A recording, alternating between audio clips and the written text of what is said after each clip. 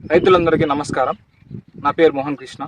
నేను నెల్లూరులో area marketing మేనేజర్గా పనిచేస్తున్నాను. ఈరోజు మనం మెగాపవర్ ఉన్నటువంటి రైతు పొలంలో ఉన్నాము. సో దాని యొక్క వాడినటువంటి రైతు యొక్క అనుభవాలు మరి యొక్క దాని పనితీరు గురించి రైతు మాటల్లో మనం తెలుసుకుందాం.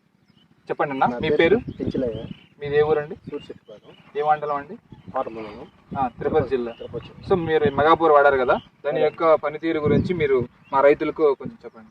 నాకు గ్రోమర్ నుంచి వచ్చారు. ఫస్ట్ వచ్చినప్పుడు మేమైతే వాడనని చెప్పాను, నాకు అంత అవసరం లేదని చెప్పాను. తర్వాత మళ్ళీ వచ్చి ఖచ్చితంగా వాడాలని చెప్పి ఇబ్బంది పెట్టారు.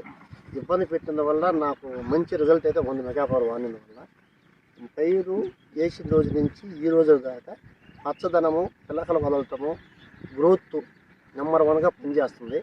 దీన్ని వాడినందుకు నేను ఎంతో సంతోషపడతాను. దీనికి అంతటా కారణం మన గ్రోమర్ నుంచి వచ్చిన అక్కడ పనిచేసే ఉన్నారు కదా సిబ్బంది వాళ్ళ వల్ల నాకు మంచి జరిగింది. దీనికి అంతటికీ కారణము ఆ మెంబర్స్ 3 మెంబర్స్ ఉన్నారు దాంట్లో పనిచేసేవాళ్ళు.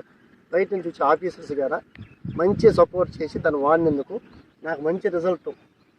రెండోది, నా పొలంలో ఏ రోజు అంత పచ్చదనం లేదు. ఆ మెగాపవర్ వాడినందువల్ల మంచి పచ్చదనం వచ్చింది. పిలకలు ప్లస్ ఎదుగుదల టెంపర్గా ఉంది. పైరు తెగులు లేకుండా వాళ్ళని ముందు కొట్టాలా, వాళ్ళని చేసుకునే ఇబ్బంది లేకుండా నెంబర్ 1గా దీన్ని వాడినందువల్ల నాకు మంచి అనుభవం అనేది వచ్చింది. దీన్ని వాడినందుకు ప్రతి ఒక్క రైతు దీనివల్ల మంచి లాభాలు పొందుతారు, కానీ నష్టం అయితే పోదు.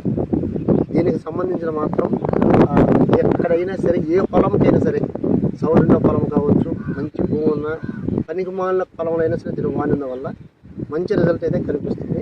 మా పొలం అయితే పొలము నెంబర్ 1 అనేదానికి దీనికి కారణం మన గ్రోమర్ నుంచి వచ్చిన సిబ్బంది. చూసారు కదా రైతు సోదరులారా.